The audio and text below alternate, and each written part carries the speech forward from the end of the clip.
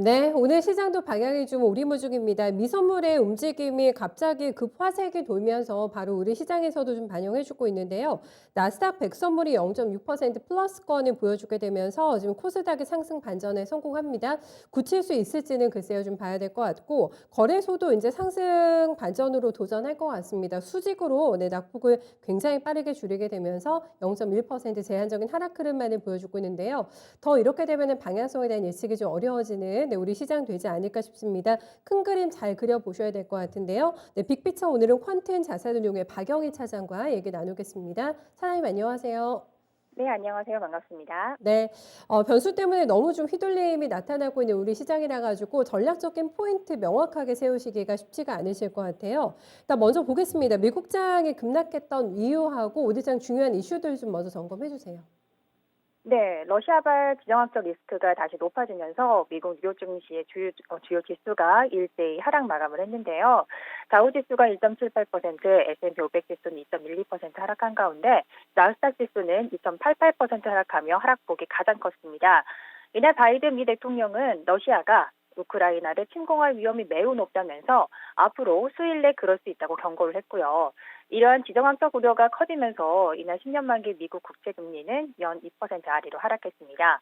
이와는 별도로 시장의 기대치를 상회하는 실적을 내놓은 월마트는 주가가 4% 넘게 급등을 했고요.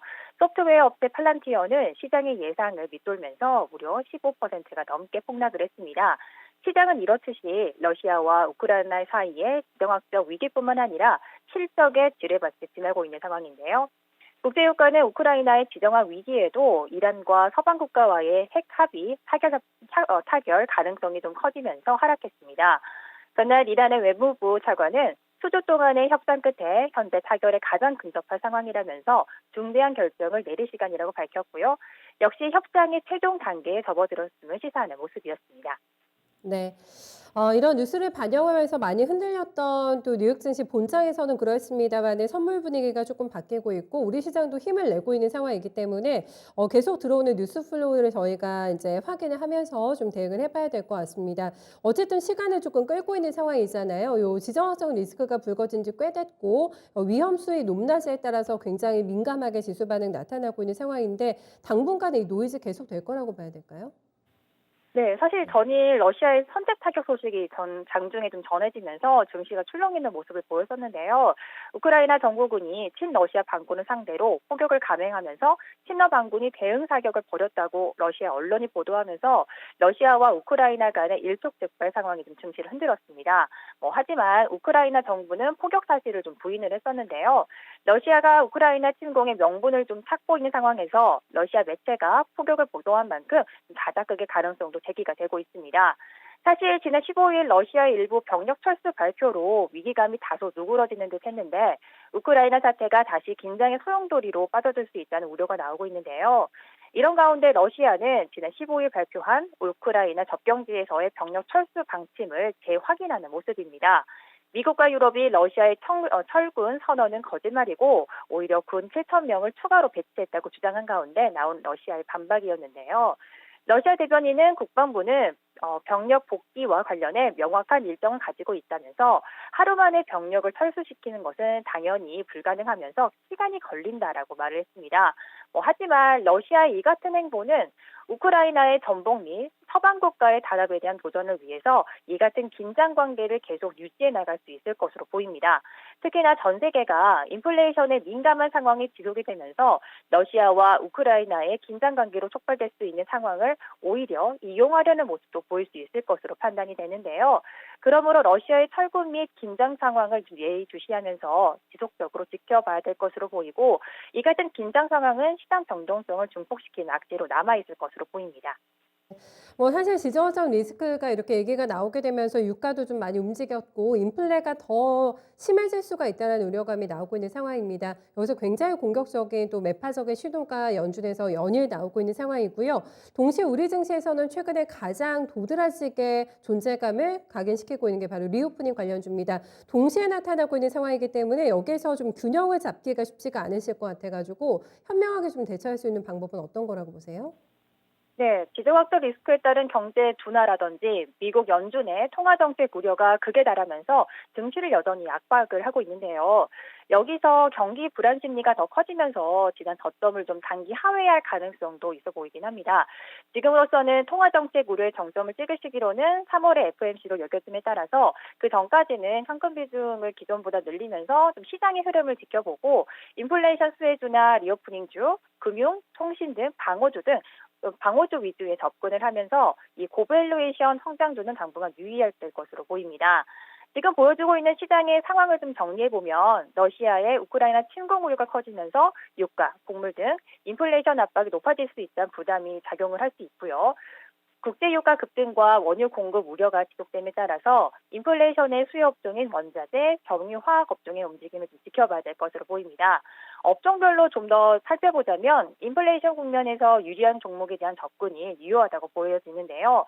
물가와 금리가 높아질 수 있는 상황에서 밸류 부담이 높거나 이익 가지성이 없는 업종보다는 비용 통제가 가능하고 동시에 안정적으로 수익 창출이 가능한 반도체, 하드웨어, 은행, 보험과 최근 업황 개선의 가능성이 높아진 운송도 긍정적인 시각을 보여줄 수 있을 것으로 보입니다.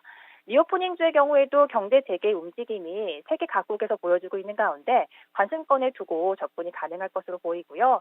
인플레이션 상황에서 가격 결정력을 지닌 음식료와 의료 같은 소비재 관련 업종에 대한 접근도 유효할 것으로 보입니다.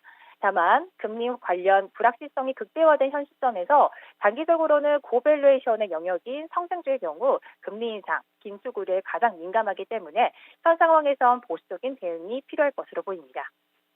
보수적으로 봐야 되는 섹터하고 이런 상황을 오히려 이용해서 또 투자할 수 있는 주식을 명확하게 섹터별로 나눠주셨기 때문에 조금 더 저희가 명확하게 전략이 정리가 되셨을 것 같아요. 다음 주를 이제 준비하는 마음이 조금 급해지기도 하고 약간의 불안감도 있는 상황인데 일정 잘 정리하고 준비해봐야 될 것 같습니다. 다음 주 주간 전망 들어보면서 전략까지 함께 체킹해 주실까요? 네, 다음 주는 3주가량 남은 제20대 대통령 선거를 앞두고 후보자들의 토론회 및 각국의 경제지표 발표, 한국의 금통위와 금융 안정 상황 점검회의가 있을 예정인데요. 먼저 21일 월요일 우리나라는 2월 수출입 동향이 발표가 되고 20대 대통령 선거 후보자들의 경제 분야를 주제로 일사 토론회가 예정되어 있습니다. 또한 중국은 1월 신규 주택 가격 지표, 독일은 1월 생산자 물가 지수가 발표되는 가운데 미국은 대통령의 날로 휴장을 합니다. 21일 한국에서 소비자 심리지수 및 가계 신용지수가 발표가 되고요. 미국은 주택가격 구매지수 및 컨퍼런스 보드 소비자 기대지수가 발표가 됩니다. 23일에는 한국의 3월 기업 경기 실사 및 유럽의 인플레이션 상황을 살펴볼 수 있는 1월 CPI 지수가 발표 예정되어 있습니다. 24일에는 한국의 금통위 회의 및 12월 생산자 물가지수 발표가 예정이 되고 있고요. 현지 시간으로 24일 미국에서는 지난 4분기 GDP 및 개인 소비지수가 발표가 됩니다. 25일엔 제20대 대통령 선거 후보자 정치 분야에 대한 2차 토론이 예정이 되어 있고요. 미국에선 1월 개인 소비지출 및 EU 재무장관 회담이 26일까지 예정이 되고 있습니다. 정말 시장이 하루하루 바람 잘 날이 없는 것 같습니다. 변수가 곳곳에 널려 있으면서 시장을 많이 압박하고 위축하고 있는데요. 마치 좀 샌드백을 여러 차례 맞고 있는 것 같습니다. 하지만 시장은 점점 내성이 좀 생기게 될 거고요. 불확실성이 사라지는 분명히 찾아올 것으로 보이고 있는데요. 아직까지는 변수가 많기 때문에 보수적인 관점을 유지하면서 밸류에이션이 좀 낮고 인플레이션 상황과 경제 재개에 대한 기대감이 남아있는 업종과 종목에 대한 선별적 대응을 하시면서 시장의 움직임을 지켜보는 것이 좋을 것 같습니다. 네, 마음을 푹 놓을 단계는 아니다라는 구간에서의 좀 하나하나씩 잘 탐색하면서 발을 내디뎌야 될 것 같습니다. 짧게 좀 큰 그림 정리해 주실 수 있으실까요, 사장님? 네. 네. 사실 지금 변수가 굉장히 많기 때문에 보수적인 관점을 좀 최대한 유지를 좀 해야 될 것 같고요. 그 가운데 제가 말씀드렸던 부분처럼 인플레이션에 대한 수혜가 가능했던 종목들, 그다음에 리오프닝에 대한 부분들, 이런 부분들이 좀 최대한 관심을 갖고 보시는 것이 좋을 것 같습니다. 주신 전략 잘 참고하겠습니다. 오늘 수고 많으셨어요. 네, 감사합니다. 네.